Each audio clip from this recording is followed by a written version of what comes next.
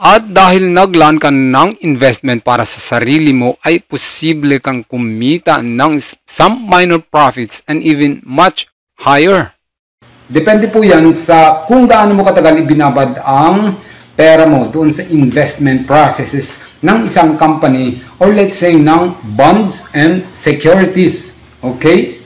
Let's say for government bonds or any corporate bonds, stocks market, let's say a long term ang ginamit mo doon, mas matagal mong ibinabad ang pera mo, of course, mas malaki din yung magiging return of investment mo dyan. Okay? At bukod pa doon sa magiging investment return mo, ay makakaroon ka pa ng protection for yourself. Either it is medical or kung ano-ano mang protection ang pag-uusapan natin mamaya dito sa video na to. Kaya stay tuned lamang, manood ka lamang dahil yan ang pag-uusapan natin dito sa video na to, kung paano palalaguin ang pera mo, kung paano mo kakaroon ng profit, secure ang pera mo, at of course, may protection ka pa for your family and for yourself also. Kaya stay tuned lamang dahil dito sa video na to ay matututo ka kung paano palaguin ang pera mo. Okay? Stay tuned! Alright, welcome back mga ka-homemade para dito sa investment processes natin, kung paano natin palaguin ang pera natin and at the same time para sa protection natin sa sarili natin and of course for our family. At dito sa sitwasyon na to ay meron kang dalawang pagpipilian. Nasa sa inyo na po yun kung ano ang gusto mo, either insurance focus or insurance with investment focus or investment bonus. At kapag pinag-usapan ang insurance focus ay meron tayo diyang medical benefits, health benefits, at meron din tayong educational benefits for our children para sa future nila, health protection, at meron din tayong cash back, at meron tayong critical illness which is ay makakapag-claim si client ng 3 times for unrelated major critical illnesses kung magkano po yung sum assured. Let's say, meron kang 1 million sum assured, 3 beses makakapag-claim si client ng tigwa 1 million for unrelated major critical illnesses. At meron pa siyang extra 20% coverage for minor critical illnesses on top of the plans na kinuha niya. At napaka-flexible po ng payment terms natin dito. Pwedeng 5 years, 10 years, or 20 years payment option. At hindi lang po yan yung mga magagandang benefits na maibibigay sa inyo ni FWD. Kaya pag-usapan natin, kung sakali mang interesado ka, direct message me. At tutulungan ko po kayo kung paano mabigyan ng health protection ang sarili mo and your family as well na guaranteed ibibigay po sa inyo ng cash. Okay? Marami po pong ibang magagandang benefits ang maitutulong ko sa inyo. Okay? Kaya proceed na tayo doon sa pangalawang insurance with investment focus natin. Pag-usapan ulit natin yon. At ngayon ay nandito na tayo sa pinaka-paborito kong life insurance with investment link, okay? Or matatawag din natin itong Variable Universal Life or VUL Insurance Plan. According to your goal po yan, build your wealth and get life protection until 100 subject to fund performance po, okay? And of course, meron tayong protect and invest.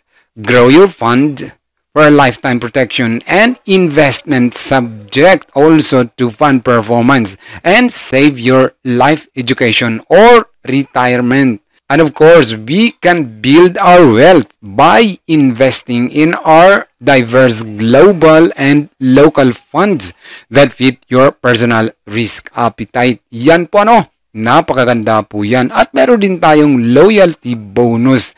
Get a non-guaranteed cash reward on the 10th year of your policy. Recurring thereafter every 5 years. At yan ang ipapaliwanag ko. Mamaya lang ng konti kayo, stay tuned lamang. Dahil ide-demonstrate ko na sa inyo on how you would get retirement benefits for some gains and some profits na makukuha mo after 10 years of maturity ng pagbayad mo. Dahil 10 years ka lang po magbabayad dito at cut off na yan and your money will keep on growing. Okay? And for the sake of this tutorial, para dito sa demonstration na ito, ang iaalok ko sa inyo ay set for life, which is ay meron itong investment, since investment man ang pinag-uusapan natin dito sa channel na ito.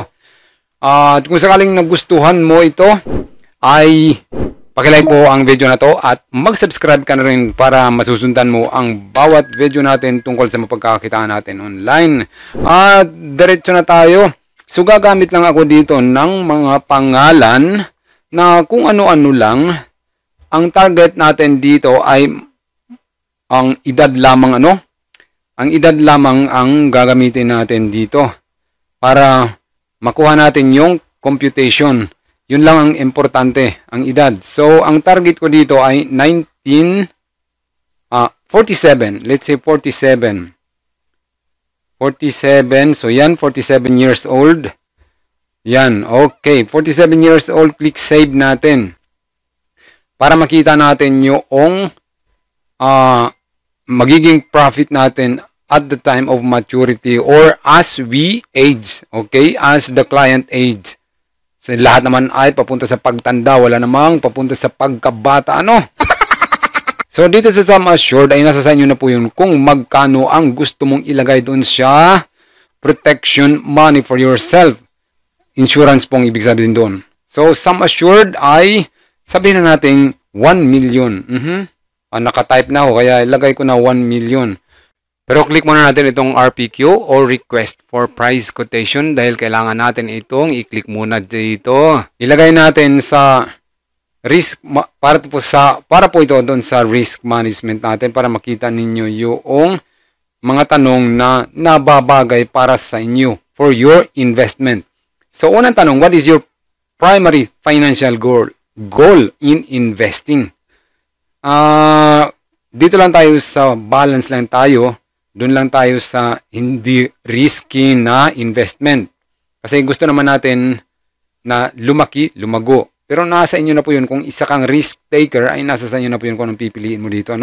So, to have the potential for medium gains while accepting moderate risk. So, yan lang muna ang gagamitin natin. Of course, how long do you intend to keep your investment? Long term tayo. Kasi mas matagal na nakababad ang pera natin sa invested funds, big possibility that we could get some minor profits para sa pagpalago ng pera natin. Pero si financial manager nang bahala dyan. At klikin na natin itong very important para nakikita natin ang account performance natin kung ito na ba'y tumaas or nalugi ka na ba, At average lang tayo. Nasa sa inyo na po yun kung low risk ka or high risk taker ka. Nasa inyo na po yun. Pero dito sa demonstration natin ay average lang tayo. Okay? So dito naman, as an investor, what is your attitude towards risk? Mamili lang po kayo dyan. Pero ang gagamitin ko dito ay ang I am prepared to accept a small degree of risk in return for moderate returns. Of course, dyan lang muna tayo. Kasi average lang tayo. Click next. Kaya risk level natin ay balance lang balance lang ang risk level natin. At dito naman, checkbox tayo to agree and then click on confirm. Ngayon naman, ilagay din natin dito sa annual premium natin. Ang ilalagay ko dito ay 50,000 per annual premium. Kasi para sa akin, the higher the annual premium, a big possibility to gain profit. Kasi hindi po mauubos ang VUL money mo. Kaya big possibility for a profit. Ang minimum dito ay 30,000 annual. So, ilalagay ko siya sa 50,000. So, dito naman sa premium payment mode natin, nasa inyo na po yun kung annual, semi-annual, 6 months, quarterly, 3 months, or monthly. Pero as for now, monthly lang yung ilalagay ko. Pwede namang baguhin yan. Meron tayong term for payment, 5 years, 7 years, or 10 years to pay or up to pay up to age 100 or 99. Yan lang tayo sa 10 years to pay para hindi ganong matagal magbayad, okay? And then, maglagay tayo ng rider, which is ay dito ay mamimili tayo kung ano ang gusto mong ilagay na protection, dagdag protection para sa sarili mo.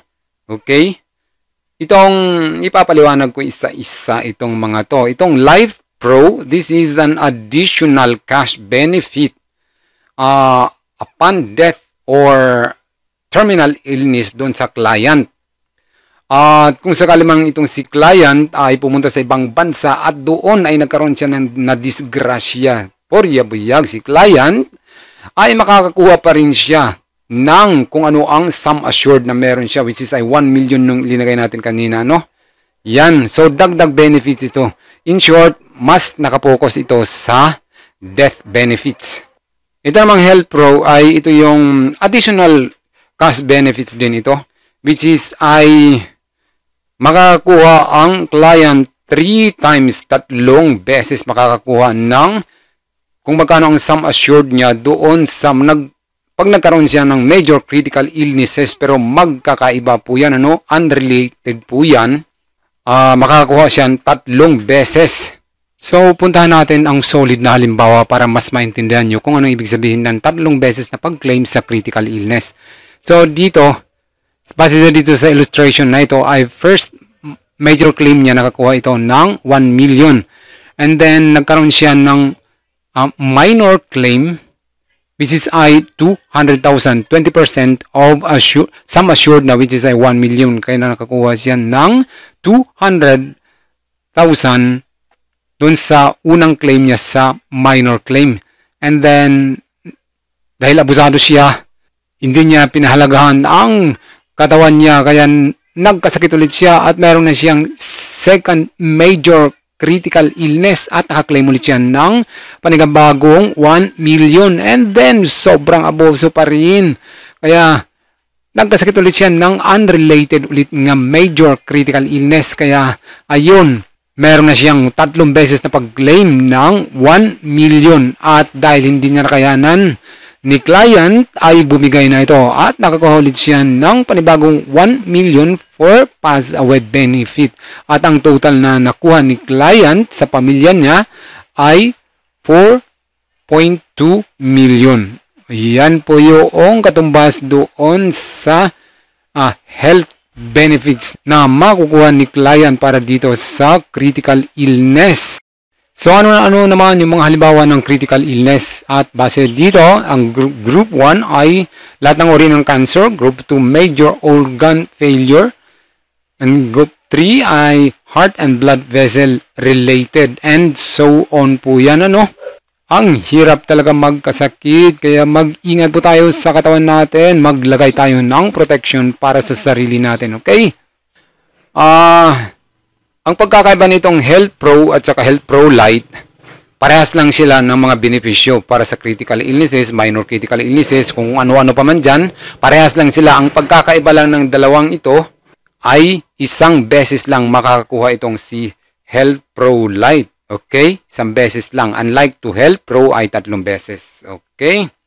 Safety Pro, itong Safety Pro ay death benefits, accidental death benefits po yan. At itong Recovery Pro ay ito yung bibigyan ka ng cash for every day kung si client ay na-confine or na-hospitalize si client ay makakakuha siya ng cash every day. Depende na po yan sa kung magkanong ilinagay niya. Either minimum po dyan ay 1,000 to 10,000 every day niya po yung marireceive kapag na-admit po siya, no?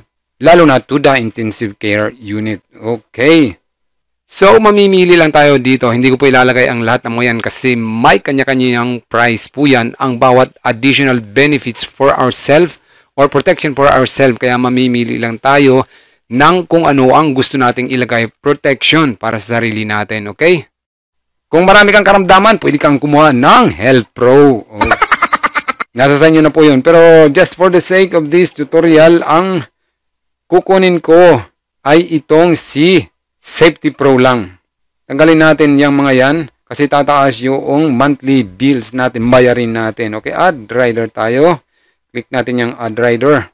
And then dito sa Safety Pro ay ilagay din natin kung magkano ang sum assured na ilinagay natin. Let's say 1.5 million ilinagay mo, 1.5 million din ang makukuha mo.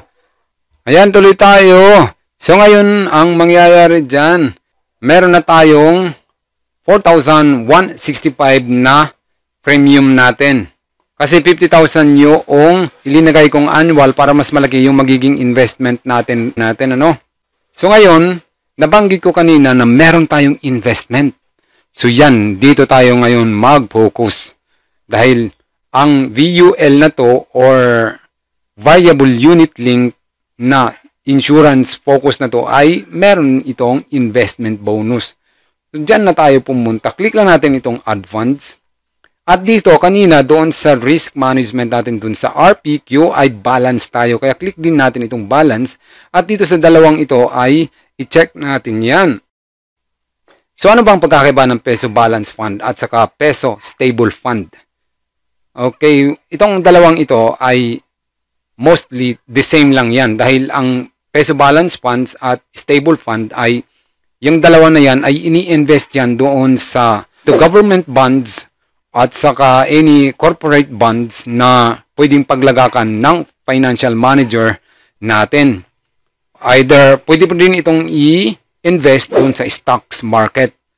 Ang pagkakaiba ng dalawang ito ay itong si peso stable fund ay more secure ito kumpara doon sa peso balance funds. Which is itong si peso stable funds ay secure po ito. Secure siya at saka insured. Ibig sabihin, kung magkano ang pinirmahan mo or kontrata nyo between doon sa lender or nangutang, nanghiram sa'yo, kung magkano pinirmahan nyo, yun at yun ang ibibigay sa'yo. Mostly ay inaano ito doon sa mga government bonds para lumago, tumubo ang pera mo, okay? Either international government or local government natin. Kaya mas stable siya, no? Yan ang pagkakaiba ng dalawang iyan. Click natin ang Add Funds. And then, dito sa dalawang ito, peso balance funds, ay ilagay lang natin ito sa 50-50. And then, stable funds, ilagay din natin sa 50. Meron na tayong 100 by 100%. Subukan natin i-calculate kung may papasok ba. Ito ang si Health Pro Lite. Tanggalin natin yan, hindi natin kailangan yan.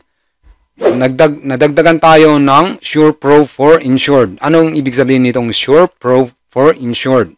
Ang ibig sabihin nitong Sure Pro ay itong si client kapag hindi na siya able to work or total disabled na siya, hindi na siya makapagtrabaho, yung payment niya, tawag dito premium niya, nababayaran niya kahit 1 taon pa lang siya nakapagbayad, let's say 1 taon pa lang siya, or let's say 6 months pa lang siya nakapagbayad, and after that ay nadisgrasya and he is not able to work, totally disabled na siya, iwiwi po yung mga bayarin niya. At tuloy-tuloy pa rin yung coverage niya. Right? Yan ang ibig sabihin ng Sure Pro for Insured. Wala na siyang babayaran pero yung benefits niya ay yun at yun pa rin ang makukuha niya. Okay. So, recalculate natin at dadagdag yan. Ting-tideng, naging 4.7 na siya. Mamaya ipapaliwanag ko ang mga yan kung magkano ba ang makukuha natin. Okay? So, pumunta naman tayo dito sa documents natin para makita natin yung benefits natin na makukuha doon sa premium natin na binabayaran. Monthly man yan, 4.7 ba yun? Okay? Kung magkano ang kapalit, katumbas nito. Dito na muna tayo. Ang total annual premium natin ay 50,000. Pero meron tayong supplementary benefit premium. Pagka sinabing supplementary benefits premium, ito po ay tax or charges doon sa mga benefits na makukuha ni clients like medical, health insurance, retirement plan, and pass-away insurance coverage, and more. Kung baga sa groceries ay value-added tax ito, ano? Pero saan naman mapupunta ang mga charges na ito? At ano ang magiging katumbas nitong benefits na makukuha ni clients? At ang mga charges na yan ay doon yan mapupunta sa insurance charge, financial management charge, in short, cost of insurance. Doon po yan mapupunta, no? Kasi itong si financial management manager natin ay siya yung bahala kung saan niya ilalagak yung pera mo, i-invest niya kung saan niya i-invest. Siya po yung bahalang magpapalago ng pera natin at doon po napupunta ang ilan sa mga charges, doon ginagamit ang ilang mga charges. Ano. Pero biruin mo, ang charge mo ay 6,000 lamang pero ang makukuha mong benefits ay 1 million at the age of up to age 100. Okay? 1 million. At kung sakali mang safety pro na aksidente ka, meron ka ring 1 million pesos. Pero ang charge mo ay 6,000. Ganun kalaki, ikumpara mo yan, di ba? Pero wag nating hangarin yan. Wag na nating hangarin yan. Dito tayo sa mas maganda-gandang makukuha natin. Pumunta tayo dito sa investment processes natin kung ano ba ang naging resulta. Dito ay 10 years to pay ka lamang. 10 taon ka lamang magbabayad. And after that, ay wala ka nang babayaran. Lalaki at lalago na ang pera mo. Pero, konting disclaimer muna tayo. Itong mga nakikita niyong computation table ay risk management program po ito ng kung anumang insurance company. Either insurance na nakuha mo galing sa mga bangko or galing sa mga insurance company. Ang tanong, guaranteed ba itong nakikita nating mga profit computation? Well, ang sagot ko, not totally guaranteed. Ako, bilang isang retail trader, o nga pala, meron pala tayong mga tutorial sa channel na ito kung paano mag-trade or kumita sa pag-trading. Bisitahin nyo lang po ang videos ko at marami tayong mga live trading tutorial. So, ang sagot ko ay, this is not guaranteed na nakikita nating malaking profit. This computation is just tentative. Maaaring bumaba pa doon sa calculation or posible ding mas tumaas pa doon sa projected computation na nakikita natin sa screen, depending on the economic situation of the government and the volatility of the investment market, lalo na during recession, Kaya meron tayong percentage table of profits na makukuha ni clients. 4%, 8%, and 10%.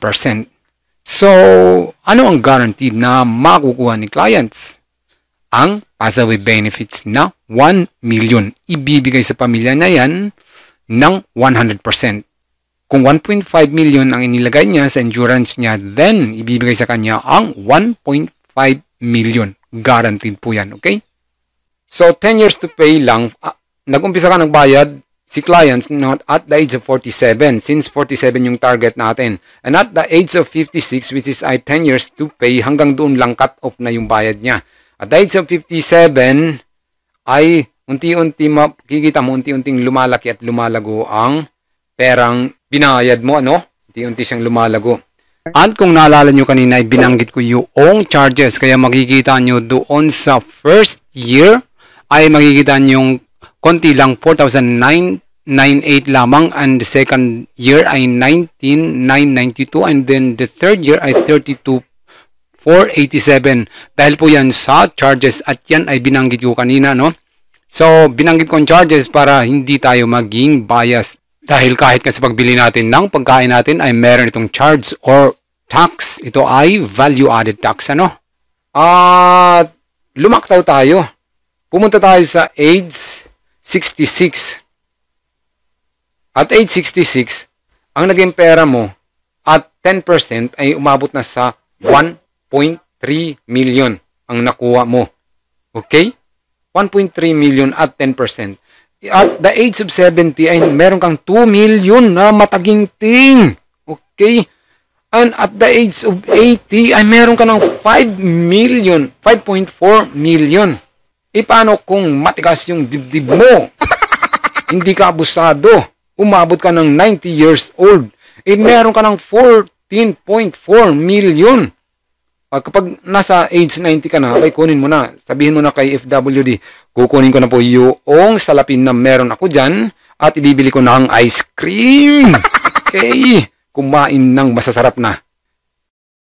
Ang pera natin ay ini-invest po ito doon sa mga bonds and securities on any market sa pinaglalagaan ng fund manager natin. Kung sino man ang fund manager natin ay siya po si Security Bank. Yan po ang fund manager ni FWD, Security Bank po. Okay. Ang market kasi ay volatile po yan, babataas ang market. At the time na maganda yung daloy ng market, which is ay very much profitable, at the time na gusto mo nang kunin ang pera mo.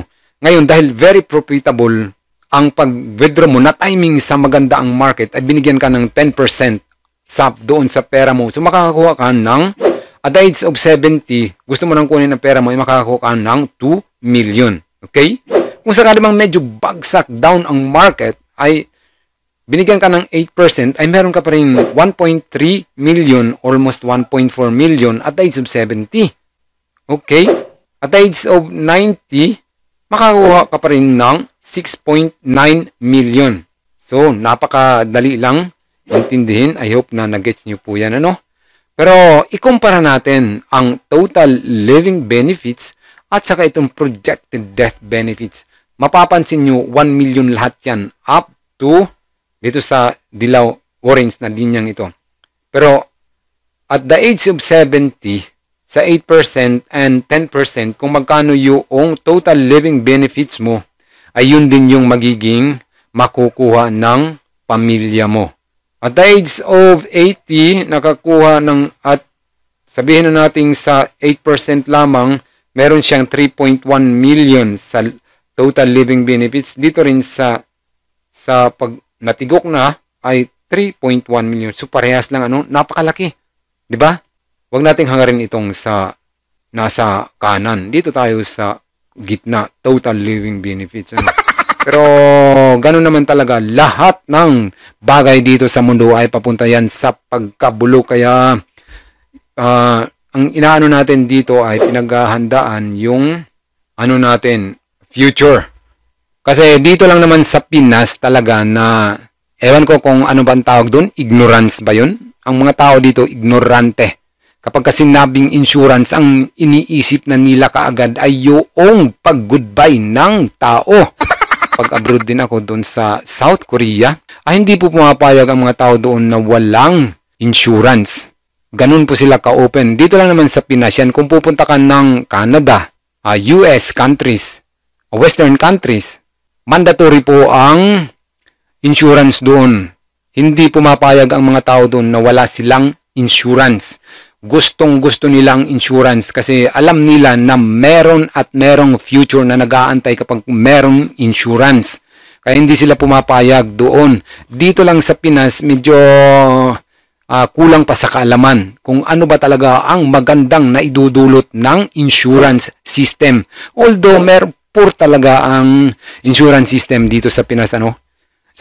Sa health nga lang, ang tawag dito, PhilHealth nga lang, at saka sa SSS, magkano lang makukuha mo doon? 'Di ba?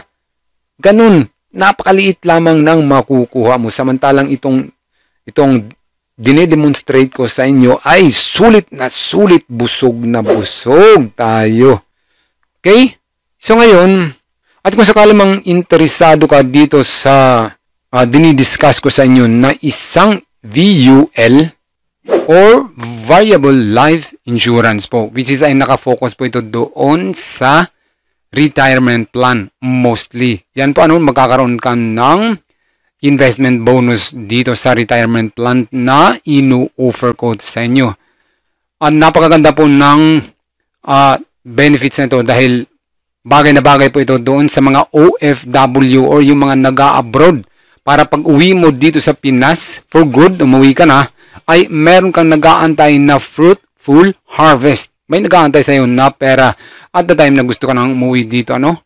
Kaya mga ka-OFW, message lang po kayo, direct PM nyo lang po ako.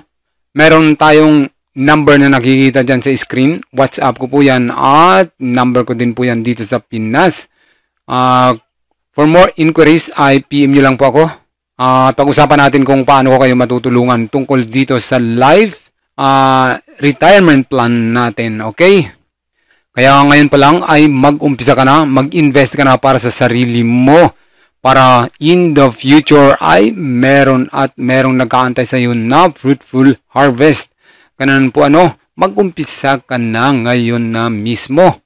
Kapag napanood mo ang video na to, kung wala ka pang retirement plan, ito na po ang oras para mag-umpisa ka na, okay?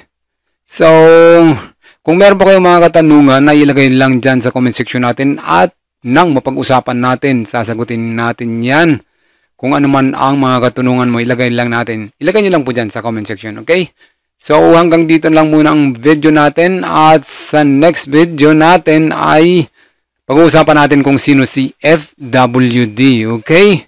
So, good luck po sa inyong lahat. At hanggang dito lang muna ito. And thank you for watching po. And good luck again sa inyo.